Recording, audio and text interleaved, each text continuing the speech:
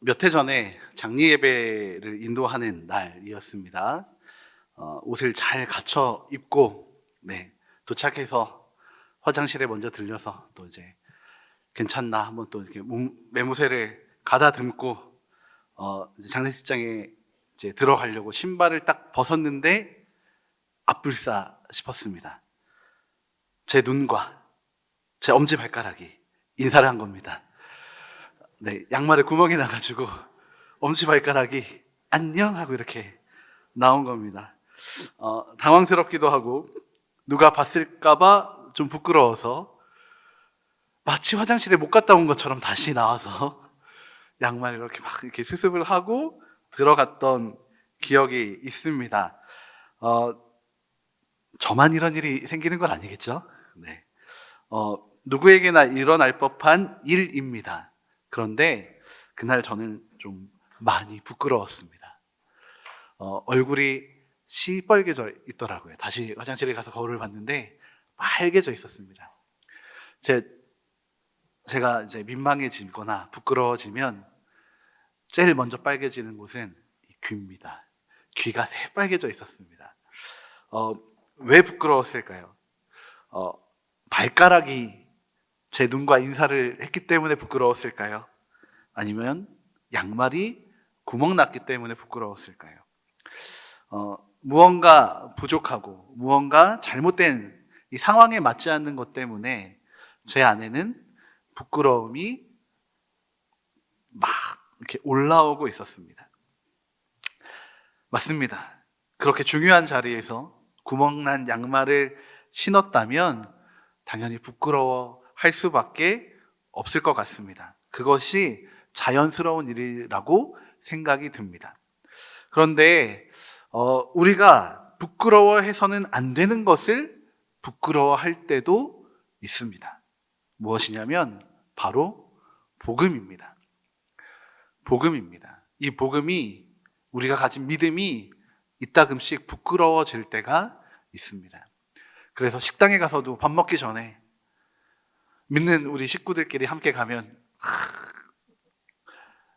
기도하는 것이 전혀 부끄럽지 않지만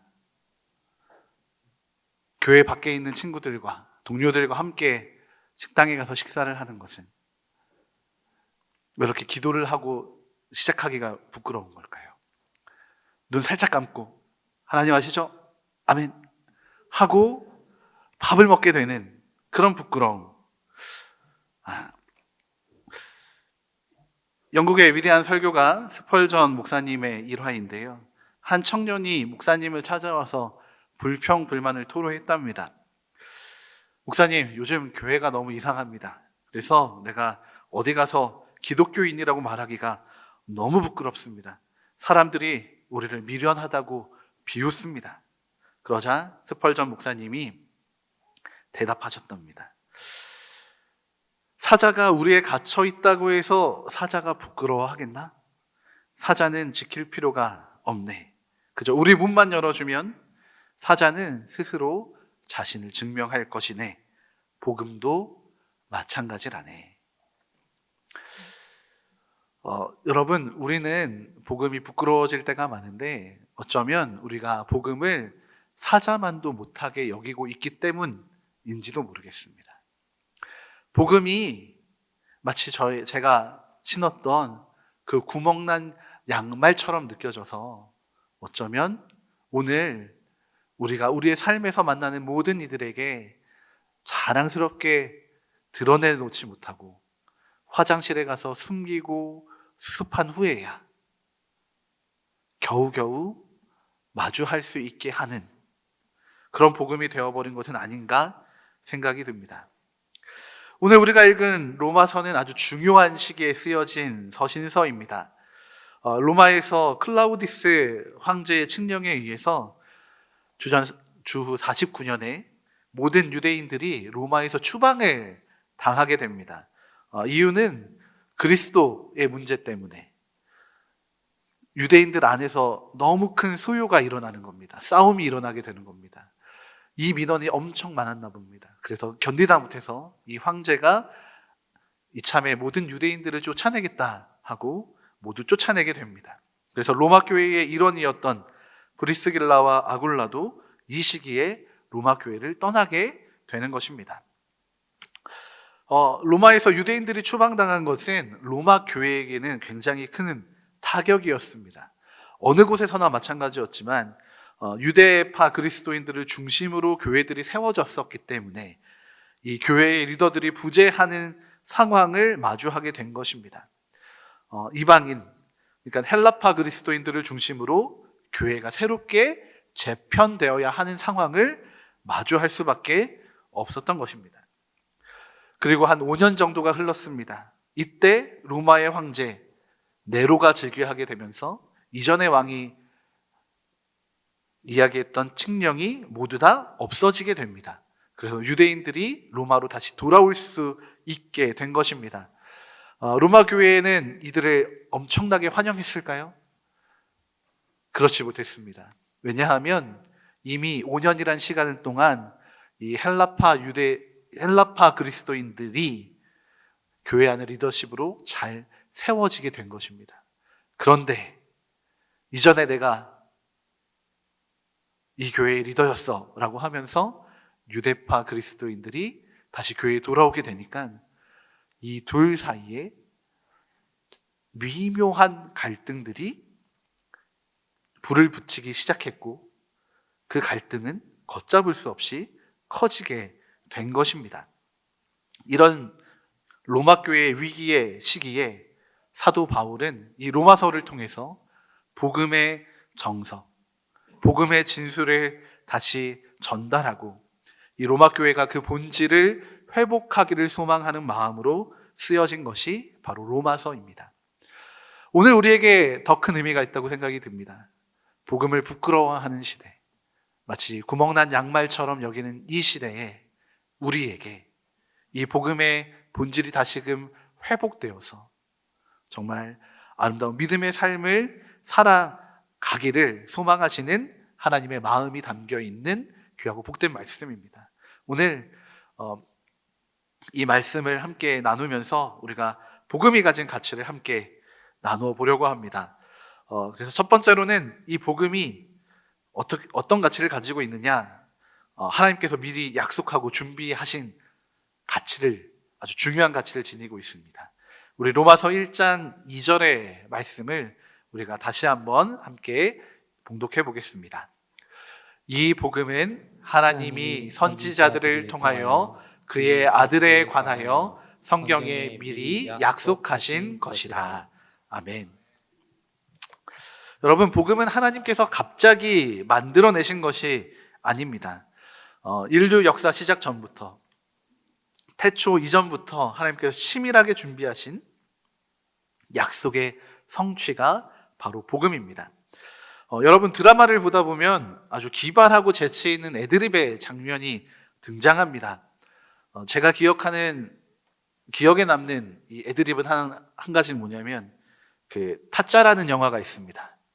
타짜라는 영화에 김웅수 배우가 막 차를 타고 가다가 앞에 운전사가 어디가 길이 막힙니다 하니까 마포대교는 무너졌냐 하면서 이렇게 하는, 다 못 보셨네요. 네, 그런 장면이 있는데, 그게, 막, 개그맨들도 많이 패러디를 하면서 사람들 뇌리 속에 많이 각인되어 있는 장면입니다. 대본에는 없지만, 즉흥적으로 배우가 연기를 하면서 그 극이 가질 수 있는, 맛을 살려주는, 풍성하게 해주는 역할을 합니다. 그러나, 이 애드립에는 한계가 있습니다. 극 전체를 애드립으로만 채울 수가 없습니다. 이 애드립이 빛날 수 있는 건 잘 짜여진 시나리오, 탄탄한 대본이 있기 때문에 이 드라마나 연극의 주제가 일관되게 진행되면서 거기에 마치 양념이나 조미료처럼 맛을 살려주는 것이 애드립이기 때문입니다.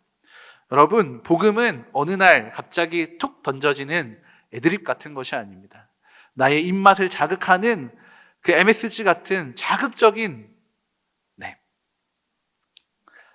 향신료나 조미료가 아닌 것입니다. 하나님께서는 창세 전부터 우리를 구원할 원대한 계획을 세우셨습니다. 하나님은 아주 치밀하고 완전하게 이 복음의 시나리오를 작성하셨던 것입니다. 하나님께서 세상을 만드시고는 보시기에 심히 좋았다라고 말씀하셨습니다. 하나님께서 창조하신 하나님의 나라는 이미 완성된 아름다운 나라였습니다. 비록 인간의 죄로 오염되었고 또 하나님이 이 오염된 이 창조의 세계를 다시 심히 좋았던 상태로 회복하시기 위해서 하나님은 계획하시고 준비하셨습니다. 그 가운데 아브라함이라는 한 사람과 이스라엘 민족을 택하셨습니다. 이들이 잘나서가 아니었습니다. 이들이 가지고 있는 환경이나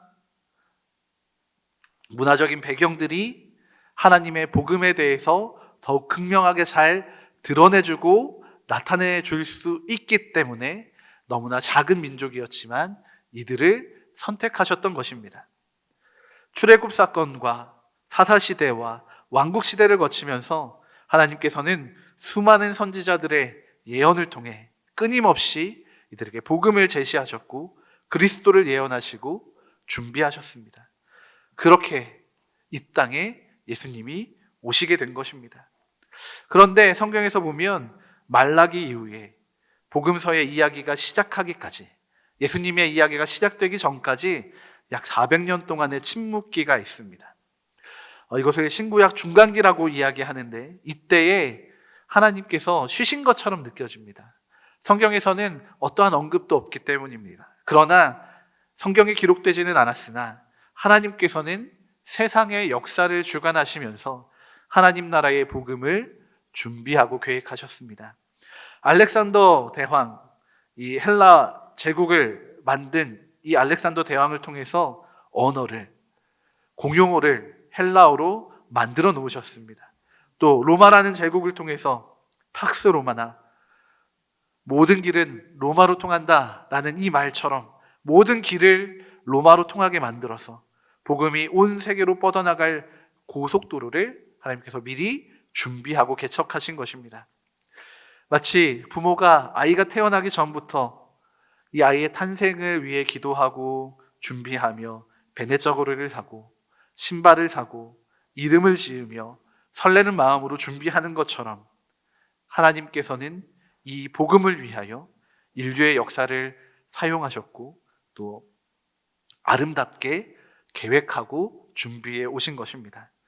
전지전능하신 하나님께서 아주 치밀하고 완전한 계획으로 이 복음을 우리에게 허락하신 것입니다. 이 복음은 그렇기에 부끄럽지 않은 복음입니다.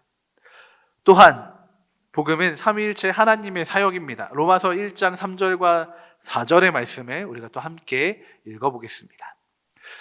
그의 아들에 관하여 말하면 육신으로는 다윗의 혈통에서 나셨고 성결의 영으로는 죽은 자들 가운데서 부활하사 능력으로 하나님의 아들로 선포되셨으니 곧 우리 주 예수 그리스도시니라. 아멘. 여러분, 바울은 이 복음이 삼위일체 하나님의 신비한 사역이다라고 이야기합니다. 성부 하나님은 모든 구원의 계획을 설계하셨습니다. 아들을 보내시기로 결정하셨고 역사의 수레바퀴를 돌려서 그 약속을 성취하시고 준비하셨습니다. 예수님은, 성자 예수님은 육신으로는 다윗의 혈통으로 이 땅에 오셨지만 죄가 없으신 하나님의 아들이셨습니다. 우리 죄를 위해 십자가에서 죽으셨고 또 다시 부활하심으로 그리스도로 선포되셨습니다.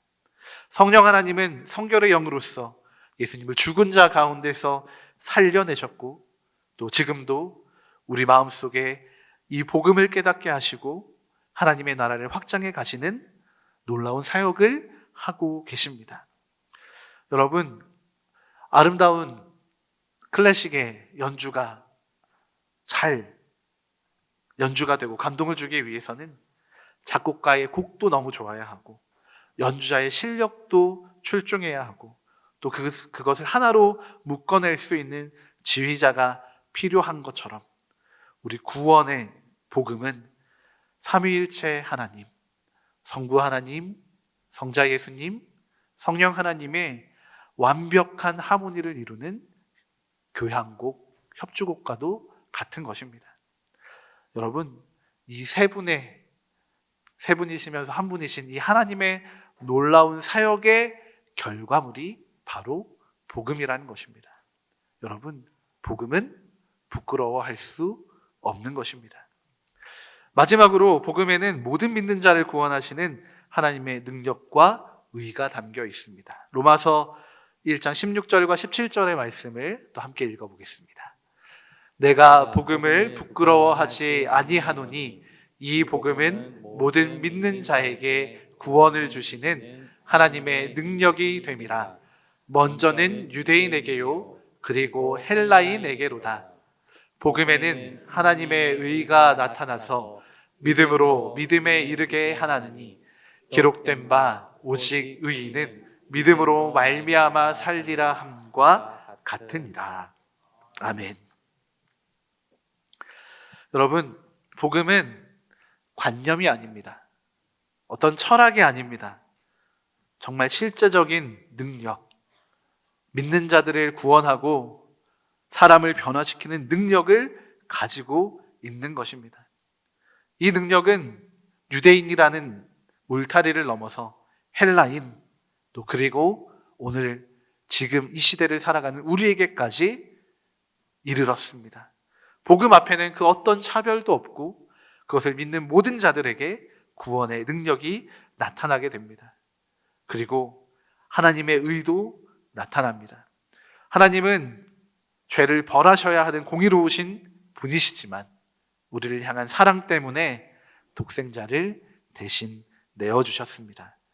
자신의 아들을 버리면서까지 우리를 의롭다 여겨주시는 것, 이것이 복음의 핵심입니다. 마틴 루터는 이 로마서 1장 17절을 묵상하다가 이 하나님의 의가 죄를 심판하는 공포가 아니라 믿음을 통해 거저 우리에게 주어주시는 선물임을 깨닫게 되었습니다. 그리고 그는 이 복음을 부끄러워하지 않고 종교개혁의 횃불을 들고 하나님 나라를 위하여 앞으로 나아갔습니다. 성도 여러분, 복음은 부끄러운 것이 아닙니다. 복음은 하나님이 치밀하고 완전하게 준비하신 것이고 성부, 성자, 성령 하나님의 합력하시는, 동역하시는 놀라운 결과의 산물인 동시에 모든 믿는 자를 구원하시는 하나님의 능력이 담겨 있는 것입니다. 세상은 이 복음을 알지 못하기 때문에 교회를 향하여 비웃고 또 복음을 미련해 보인다라고 이야기할 수 있습니다. 그러나 그 말에 흔들리거나 스스로 위축되지 마시기 바랍니다. 복음 안에는 창세 전부터 준비된 하나님의 지혜와 능력, 하나님의 열심이 담겨 있습니다. 오직 의인은 믿음으로 말미암아 살리라 라고 사도 바울은 선포하고 있습니다. 이 말씀은 단지 우리에게 주어진 구원을 나 구원받았어 라는 사실로만 여기고 그치는 것이 아니라 매일의 삶을 이 복음의 능력으로 살아가야 한다는 것을 사도 바울이 우리에게 알려주는 말씀이라는 생각이 듭니다. 여러분, 이 한 주간 이 복음을 자랑스럽게 드러내시면 좋겠습니다. 여러분, 여러분의 핸드폰 화면에, 배경화면에는 무엇이 담겨져 있습니까? 어떤 분들은 가장 예뻤을 시절, 리즈 시절이라고 하는 그때의 사진을 해놓으신 분도 있고, 어떤 분들은 사랑하는 자녀, 또 손주들의 사진을 핸드폰 배경 화면으로 해놓으신 분들도 있으실 겁니다. 내가 가장 볼 때마다 즐겁고 행복한 것을 핸드폰 배경 화면으로 해놓기 마련입니다. 여러분, 이 복음의 우리의 핸드폰 배경화면 되면 좋겠습니다. 이 복음이 우리의 영혼의 배경화면이 되면 좋겠습니다. 이 복음을 부끄러워하지 않고 그 능력을 힘입어 당당하게 승리하며 살아가는 우리 모두의 매일이 되기를 소망합니다. 이 시간 우리 찬송가 310장 함께 찬송하실 텐데요. 주님께서 이 복음의 능력을 우리에게 허락해 주셨습니다. 우리 스스로는, 또 세상은 우리를 쓸데없는 자,